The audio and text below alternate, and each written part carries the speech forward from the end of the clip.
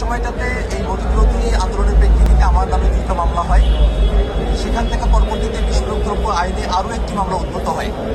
এই 3টি মামলার মধ্যে একটা মামলায় গত 11ই সেপ্টেম্বরে আমি খালাস পেয়েছি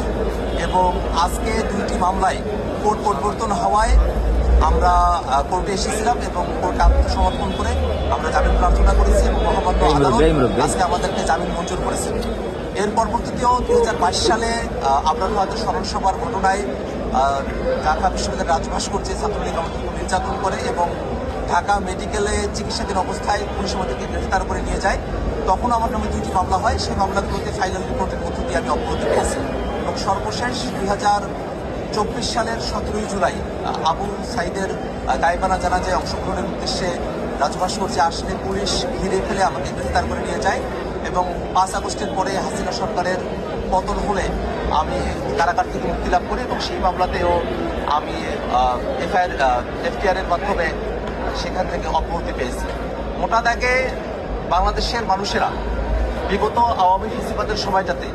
অসংখ্য ভুয়া মামলা, অসংখ্য নিপীড়নমূলক মামলা, অসংখ্য জালিয়াতি মামলা, এই মামলাগুলো বাংলাদেশের বিরোধী রাজনীতির সঙ্গে যারা যুক্ত ছিলেন, যারা সাধারণ মানুষ ছিলেন, তাদের ব্যাপারে এই মামলাগুলো করা হয়েছে।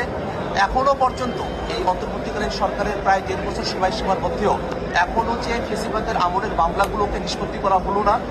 এখনো যে অনেক মানুষকেই সেই ফেসিবাদের সময়টাতে যেমন করে কোর্টে হাজিরা দিতে হতো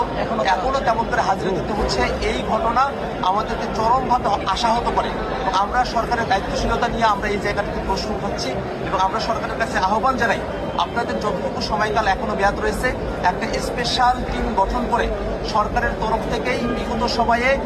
যারা বিরোধী রাজনীতির সাথে যুক্ত ছিলেন, যারা সাধারণ মানুষ ছিলেন, যাদের নামে রাজনৈতিক হয়রানিমূলক মামলাগুলো করা হয়েছে, সেই মামলাগুলোকে বাছাই করে অতি দ্রুত সরকার যেন সেই মামলাগুলোকে নিষ্পত্তি করার একটা উদ্যোগ গ্রহণ করে।